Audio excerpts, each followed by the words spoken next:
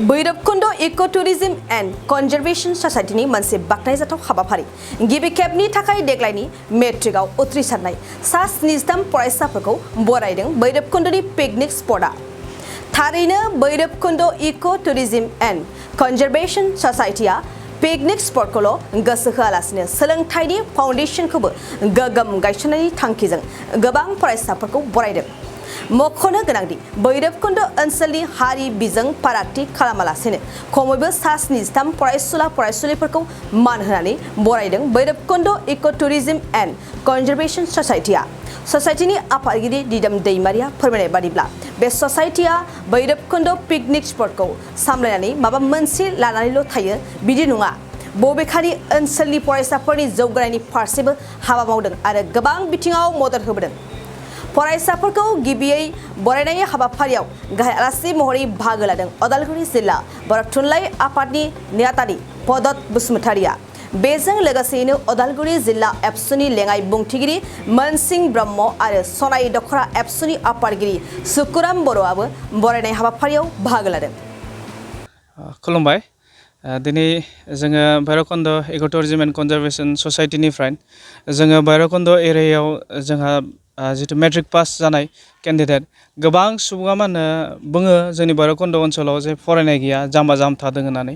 नाथाय देग्लाय बोसोराव जों सार्भे खालामना मोनबाय आरो जोङो भैरबकुंड इको टूरिज्म एंड कन्जर्वेशन ससाइटि हिसाबै जोङो बिथांमोनखौ बरायदोंबो दिनै। आरो लोगोसे जोङो 73 जोना मेट्रिक पास जादों आरो लोगोसे बेनि गेजेरावनो 82 बेफोरबायदि पार्सेन्ट लानानै पास जानाय जों नुनो मोन्दों। ओंखायनो आं सान्दों फैबाय थानाय समफोरावबो जोंनि भैरबकुंड ओनसोलाव बेबायदिनो मा होनो गिदिर गिदिर अफिसारफोर उजिगोन होननानै आं सिन्था खालामदों। जों सिन्था खालामनो मोन्दों आरो लोगोसे मा होनो बिसोरनि फिउचारा मोजां जाहैगोन बेखौबो सिन्था खालामदों। आरो लोगोसे जोंनि भैरबकुंडआव मा होनो बेल' नङा मा होनो गोग्गाथाव गोबां मा होनो सुबुंफोर दङ फरायनानै दंबाय थायो आरो फरायगासिनो दङ। फरायनो गोरों आरो बयबो जिखुनु माबायावनो रोंखा राखा जोंनि भैरबकुंडनि ओनसोलनि सुबुंफोरा बिदि जानानै आवगायबोगासिनो दङ आरो आं बेखौ फोथायदों फिउचारावबो जोंनि भैरबकुंडआव बिदिनो जौगालांबाय थागोन इडुकेसन लानानै। ओंखायनो बेखौ साननानै सिन्था खालामनानै फकासाव जोङो जा देग्लायनि जितु मेट्रिक केन्डिडेट बिथांमोनखौ जोङो केरियार काउन्सिल होनाय जादों। जा आलासि हांख्रायदों माखासे आलासिफोरा जितु बाथ्राफोर बुंलांबाय जथेस्थ' बिथांमोननि गोसोआव हाबनानै दङ आरो लोगोसे बिथांमोना बेबायदियैनो केरियारखौ बिथांमोना गावबा गाव केरियारखौ मोजाङै लालांगोन होननानै आं आसा खालामदों आरो फैबाय थानाय समफोराव बिथांमोना ब्राइट फिउचार जाहैगोन आरो भैरबकुंडखौ मोनसे मोजां थासारि आरो गोग्गाथाव खालामगोन होननानै आं आसा खालामनाय थाबाय। जोङो साननो हागौ जोङो इको टूरिज्म कन्जर्वेशन ससाइटि हिसाबै भैरबकुंड इको टूरिज्म कन्जर्वेशन ससाइटि हिसाबै पिकनिक जाग्राफोरनिफ्रायल' जोङो माबा मोनसे लानानै माबा खालामो होननानै साननो हागौ।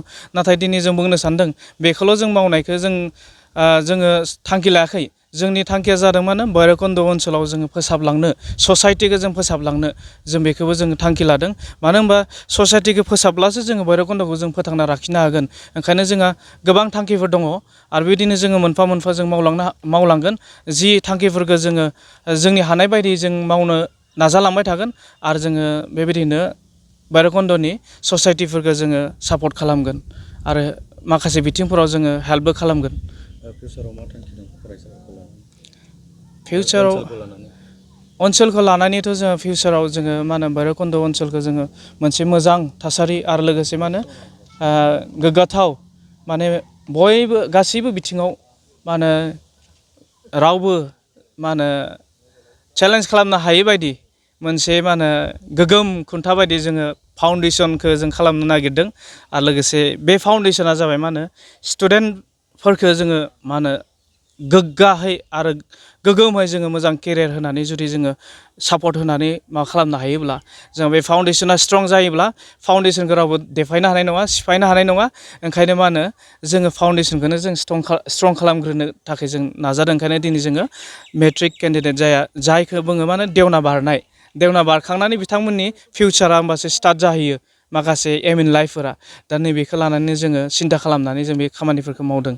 देग्लाय गिबि खेब इयुनावबो खालामबावनाय? देग्लायथ' गिबि खेब लानाय जाबाय आरो इयुनावबो जों बेबायदिनो लानायनि थांखि लादों। एसेनोसै। थाखो जिसेआव मुं थिसननो हांखुर जानाय फरायसाफोरनि थाखाय मोनसे गोनां फोसावथाय। रौता नर्थ इस्ट पाब्लिक फरायसालिया नोंथांमोननो मोनसे गोजोनथाव खौरां लाबोदों। CBSE जों गनायथि मोननाय रौतानि मुंदांखा नर्थ इस्ट पाब्लिक स्कुलाव दायो थाखो 10 नि मुं थिसननाया सोलिगासिनो। साइन्स आरो आर्ट्स मोन्नैबो स्ट्रिमनि थाखाय रौतानि नर्थ इस्ट पाब्लिक स्कुलाव मुं थिसननाया सोलिगासिनो।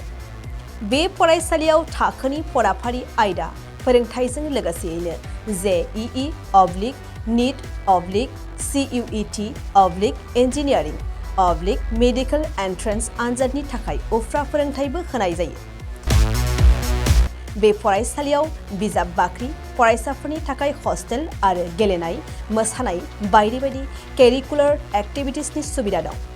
गोसो गुदुं फरायसाफोरा दिनैनो दानो नैबे मबाइल नम्बर 8638605769 नङाब्ला 9435184298 आव थोंजों सोलोंनो हागोन।